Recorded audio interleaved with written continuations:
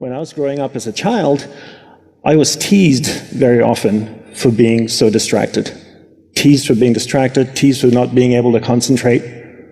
And you know, had I not been born a few decades ago, I probably would have been given one of those colorful acronyms like ADD or ADHD and branded and probably drugged for not being able to concentrate, right?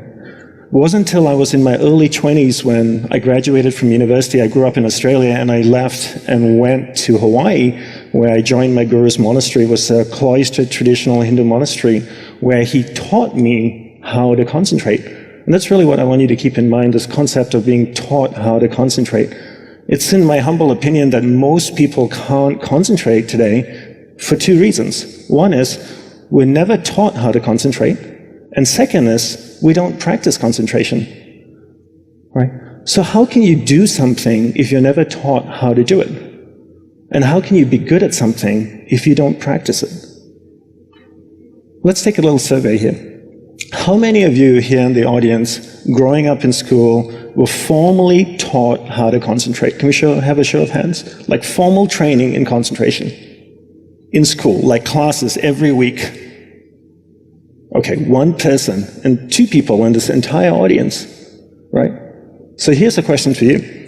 How many of you in this room here, growing up, were told to concentrate? Isn't that amazing? People tell us to concentrate, but they don't tell us how to. And I got told to concentrate all the time. Dandapani, concentrate on eating your food. Dandapani, concentrate on doing your homework. Anybody want to show me how to do it? You can't expect somebody to do something if you don't teach them how to do it. And then if they want to be good at it, they have to practice it, right? So if I wanted to play for the Chicago Bulls or dance for the San Francisco Ballet Company, you know, I ask people this question all the time in my talks. I ask them, how many hours a day should I practice? The general answer is usually about 8 hours a day, 6 days a week. And then I ask them, so after 6 months, can I play for the Bulls? The answer is usually no. After a year? No.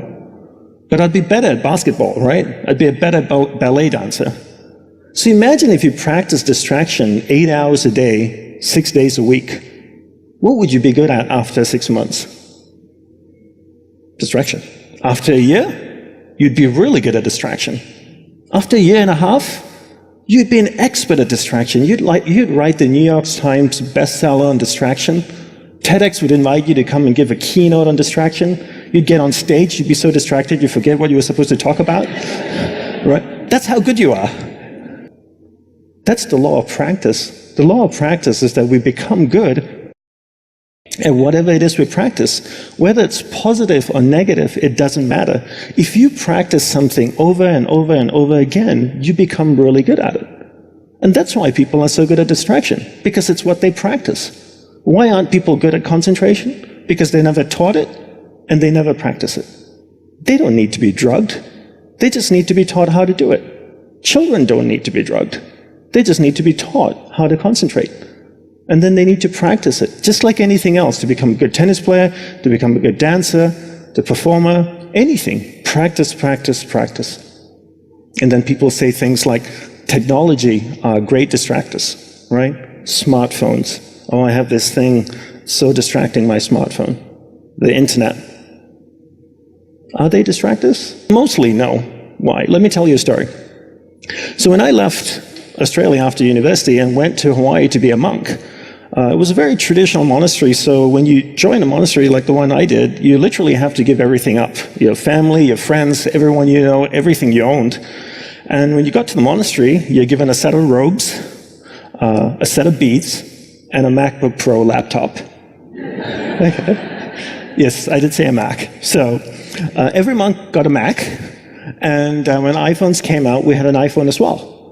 And it's really interesting. It's always fascinating to me to see people's reactions when I tell them about monks with Macs. So technology in itself is not a bad thing. It's actually a beautiful thing, as long as we're in charge of it. But if every time your iPhone beeps, or makes a sound and you turn to it and you go, yes, master, how can I serve you today? Then you live in that world of distraction. It's training you to be distracted. But if you actually use technology, then technology is not a bad thing. There are some aspects of technology that can be distracting. For example, in the Mac, you have notifications that drop down. But that's as easy as clicking on it and turning it off. Turning off those notifications and not responding, but choosing what you want to engage with. Right? So how do we become good at concentrating? We start by understanding the mind. Right? All of us have a mind.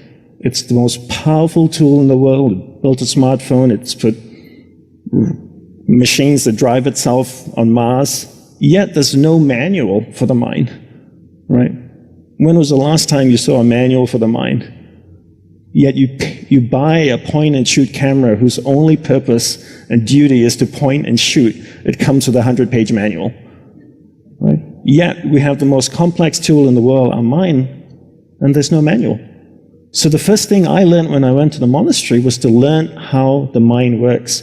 Because once you know how the mind works, you can control it. And once you can control it, you can focus it. You can't focus or concentrate something you don't understand. So how does the mind work? From the monk's perspective, from the monk's experience of the mind, there's two things that you need to understand. One is there's awareness, and one is the mind. So I'll take a few moments to explain this to you and share what they are. So imagine awareness as a glowing ball of light, like an orb that can float around. Okay, so that's awareness. Now imagine your mind as a vast space, vast area with many different sections within it. One area of the mind is anger, jealousy, food, sex, happiness, joy, science, art. And this glowing ball of light called awareness can travel within the mind, and it can go to any area of the mind it wants to go to. And when it goes to a particular area of the mind, it lights up that area. When it lights up that area of the mind, you become conscious of it. So to give you an example, your friend invites you to go see a movie, for example, okay? Hey, Doug, do you want to go see Mission Impossible 16? Sure, let's go. And if it's a really great director or producer, he or she can take your awareness to any area of the mind they want you to go to, right? They can take you to a sad area of mind, to a happy area of the mind. The movie can get really exciting, thrilling, suspenseful, scary, and it's 90 minutes later, you see 2 words on the screen and it says, the end. And you turn to your friend and you go like, wow, that was an amazing movie. But you paid to allow the director to take your awareness to different areas of the mind. And this happens on a daily basis. Each day we allow someone or something throughout the day to take our awareness from one area of the mind to another. When we allow a person or something to do that, we're being distracted. The art of concentration is the art of keeping awareness, that ball of light, on one thing for an extended period of time. Every time that ball of light drifts away, we bring it back. It drifts away again, we bring it back, right? So that's the theory. You have awareness and you have the mind. You are not the mind. When people say my mind wanders all the time, technically that's a false statement. What wanders is your awareness. Your awareness is moving within your mind.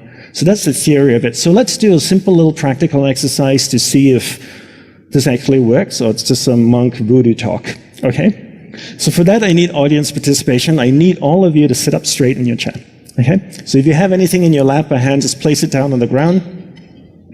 Sit up straight in your chair with your spine straight. If you're leaning back, just sit forward a little bit. I want you to close your eyes.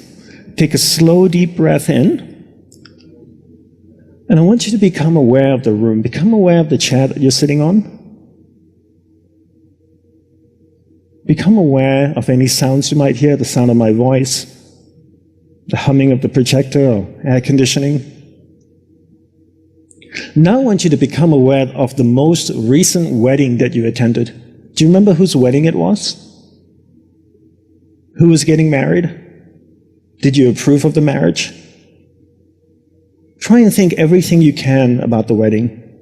Did you go by yourself? Did you go with your family? Was it a large wedding? Hundreds of people? Or was it small and intimate with maybe 20, 30 people? How was the food? Was it good? Was there alcohol? Did you drink a lot? Do you even remember how much you drank? Do you remember what the bride was wearing? Did she make a good choice? Now I want you to remember the most recent holiday that you went on. the most recent vacation that you went on. Do you remember where it was? And what kind of vacation was it anyway? Was it a yoga retreat? Was it a wellness trip? Was it educational? Was it adventure? How long did you go for? What was the weather like over there? Try and think everything you can about this vacation. Did you spend a lot of money? How was the food? Spicy, bland, bad? Did you get sick eating the food?